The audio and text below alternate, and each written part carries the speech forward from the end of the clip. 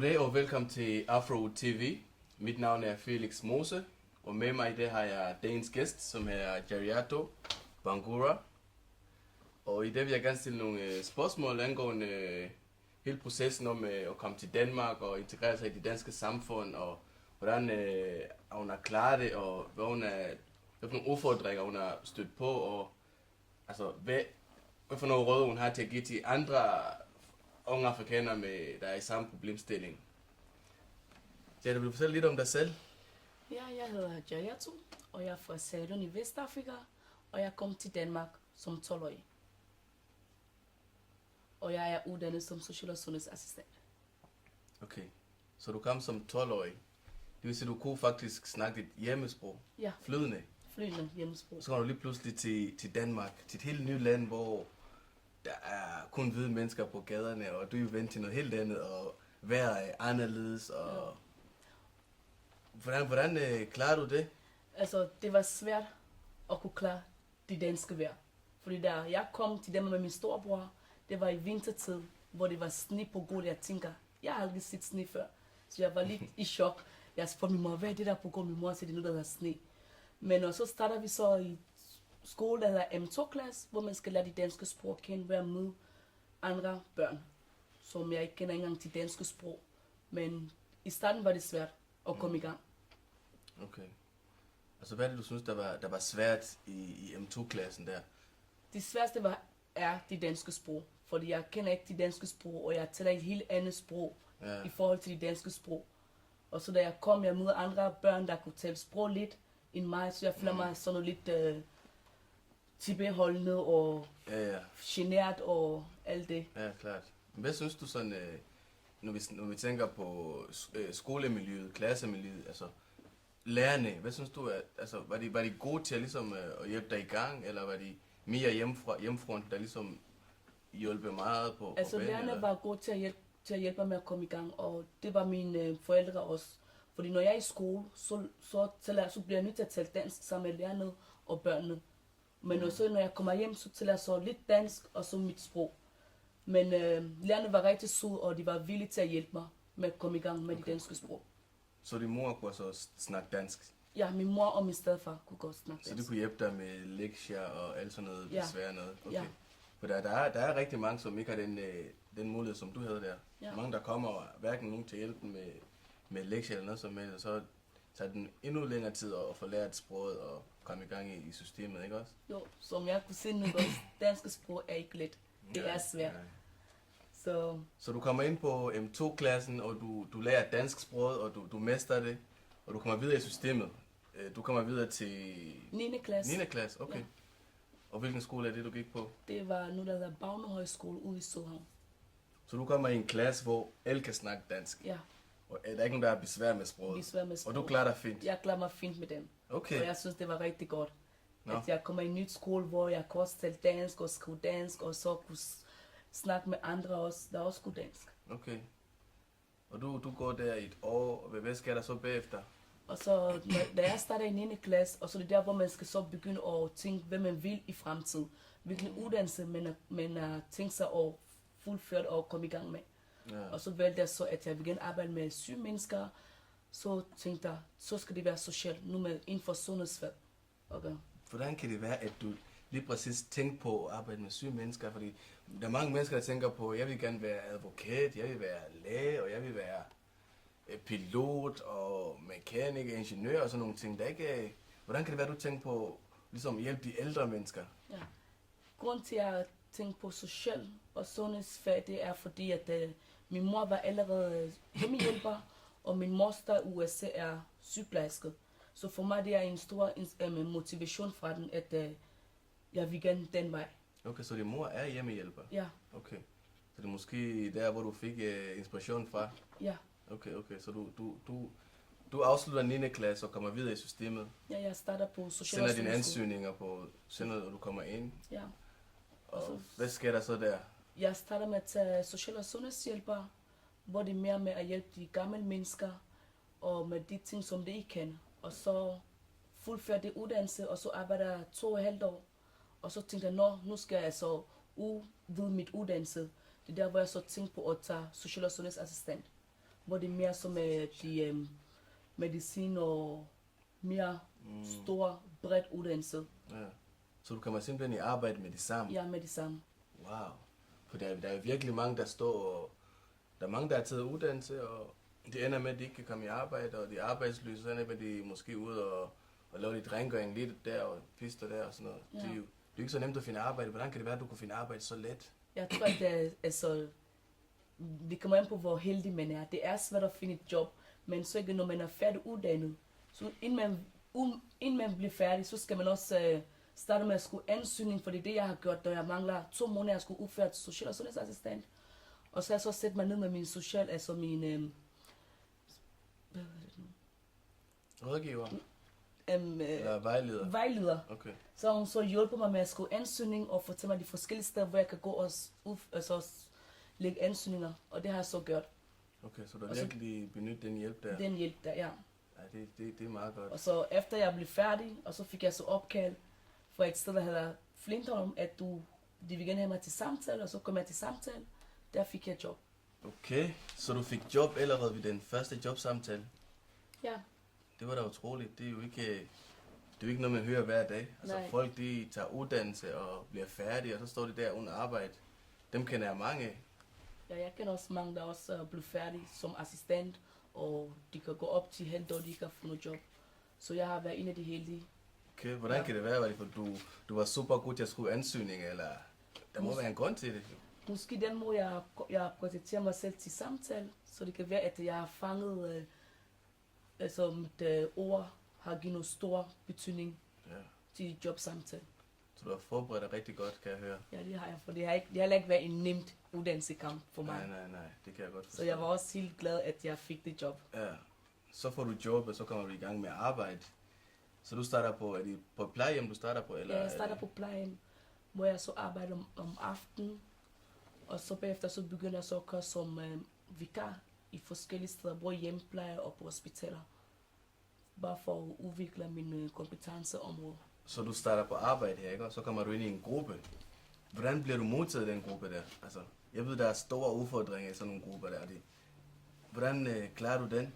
Altså, jeg blev modtaget rigtig godt fra mine nye arbejdskollegaer. De var rigtig søde mod mig, og jeg var også glad for, at jeg blev optaget fra den plejehjem, fordi de så vi sådan fra forskellige lande. Så jeg synes, det er rigtig god ting, at der er forskellige kulturer. Okay. At det ikke er kun en dansk kultur, jeg kommer til møde. Okay. Men det er et rigtig godt sted. Okay, så der er en god kombination af folk, ikke også? Det er ikke kun danskere, der er sådan en god blanding af... God blanding, ja. Forskellige kulturer. Det er, vi bor også rigtig glade for, at de møder os andre kulturer, og de er også meget spændt på os til at spørgsmål til os. Så det er en rigtig godt sted. Okay. Så nu kommer du frem som... Nu er du ikke længere sundheds- og socialhjælper, nu er du lige pludselig assistent. Opstår der flere job, hvordan er din dagligt, hvordan er den ændret? Er det meget anderledes fra den, som hjælperne har? Ja, det er meget anderledes at være social- og sundhedsassistent i forhold til at være social- og sundhedshjælper.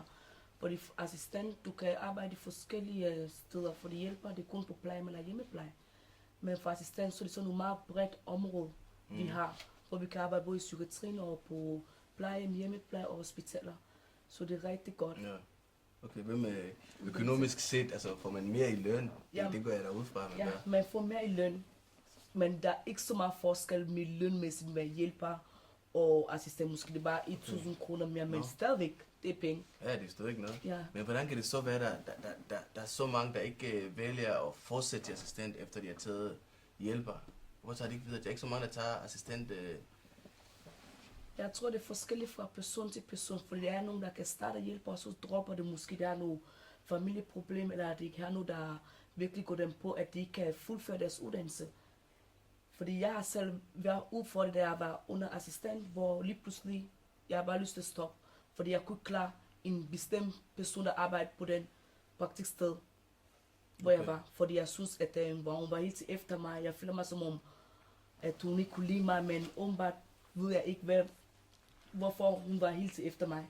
Ja. For jeg tror, det kommer også på, hvordan hendes fortid har været, eller hvordan hendes barndom har været, eller lige pludselig måske for venner omkreds, eller så hvis man kan fuldføre uddannelse, så skal man have en ordentlig motivation fra ens omkreds. Okay, gør det ikke? Synes okay. jeg.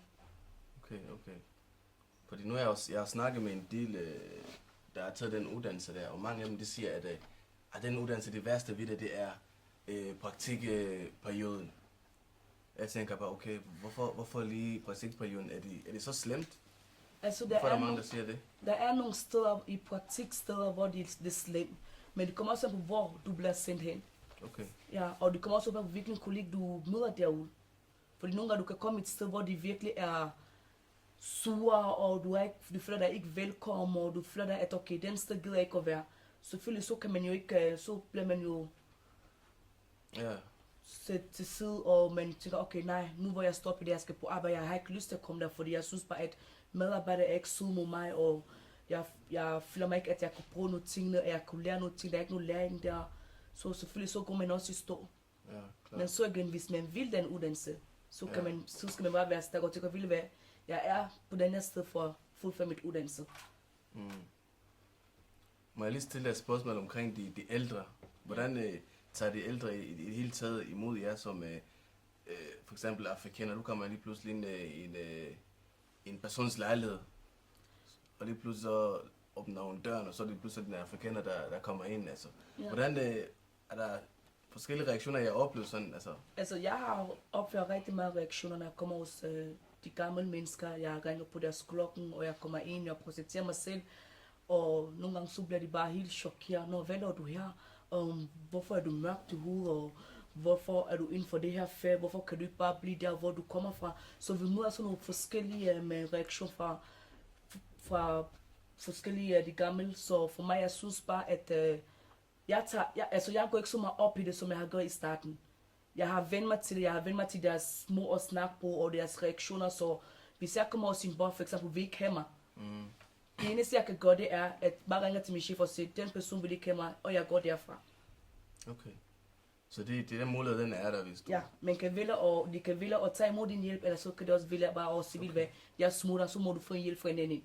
Ja. Og jeg kan godt forstå, at hvis de gamle, de føler sig okay utryg, at der kommer en fremmed hos dem for hjælp. Det kan jeg godt forstå der reaktion, fordi hvis det egentlig ikke kender, det er ikke sjovt, hvis lige pludselig der er en, der kommer og ringer på og kommer ind i en lejlighed, men ikke kender, man føler også totalt utryg. Ja. Så nogle af deres reaktion kan jeg godt forstå. Okay. Og nu vil jeg lige stille dig et spørgsmål til. Hvordan kan det være, at der er så mange afrikanere, specielt kvinderne, der er helt vildt med den linje der, social- og sundhedslinjen? Der er så mange, synes jeg. Fordi jeg kan nævne, i hvert fald i min familie, der er i hvert fald 3, kan jeg komme i tanke om. Ja. Hvordan kan det være? Hvad er det, der er så spændende ved den linje der? Altså jeg synes, det der er spændende ved den område, det er, at du møder forskellige oplevelser. Der er store oplevelser der, og plus, altså det er nemt at få job. Er det det? Ja, det synes jeg, det er nemt. Som social- og sundhedshjælper, så er det nemt at få job, når man er færdig uddannet. Okay. I forhold til assistent. Og så plus, det er også en god penge, man tjener der. Økonomimæssigt er godt. Okay. Det er jo altid godt, ja. Det er det vigtigste nogle gange. Ja, det er det. Men jeg synes, det er rigtig godt område, fordi du møder forskellige oplevelser, du møder forskellige ting derude, at du ikke forventer, men til sidst, du vender dig til det. Okay. Spændende. Så du kommer fra Afrika af, som 12-årig. Kommer til Danmark, starter i M2, begynder at lære sproget. Og så kommer du i folkeskolen i 9. klasse, og der klarer du dig fint, siger du. Ja. Og du fortsætter på sundhedsskolen der. Og nu er du i arbejde, ikke også? Hvordan skal du arbejde egentlig? Nu har jeg så arbejdet inden for assistentområdet i 3 år. Okay. Jeg synes, det lyder som en succeshistorie i hvert fald. Det er det. Men er der noget, som du er noget god råd, eller du kan give til andre, siger, altså nogle folk, der sidder hjemme og tænker, måske overvejer på at starte en uddannelse, eller noget, du kan give dem med på vej, altså noget, de skal forberede sig på, eller noget, der ligesom kan hjælpe dem med at klare den vej og klare uddannelsen, stedet for at lige pludselig starte og så stoppe halvvejs, ikke? Altså jeg synes, når man starter et uddannelse, og når man ved, at man virkelig vil den uddannelse, så skal man kæmpe, og så skal man ikke stoppe, fordi at man føler, at man kan ikke klare det, fordi alt i verden, som vi får til os, skal vi godt klare. Og jeg synes, man skal bare fortsætte derud, og man skal bare tage chancen og være stærk og fuldføre den. Og nu er vi nået til slutningen af vores program. Jeg vil hermed gerne sige tak til Jariato Bangura for at stille sig til rådighed og gerne vil dele hendes oplevelse med os. Og til sidst, men ikke mindst, vil jeg gerne sige tak til Afrowood for at give os den her mulighed for at udtrykke os selv, fordi den her stemme, den har vi brug for. Der er så mange derude, som ikke rigtig ved, hvilken retning de skal gå, og jeg tror, det her det bliver en stor mulighed for os som unge afrikanere her i det danske samfund. Vi siger tak for Afrowood TV i dag, og vi ses en anden gang.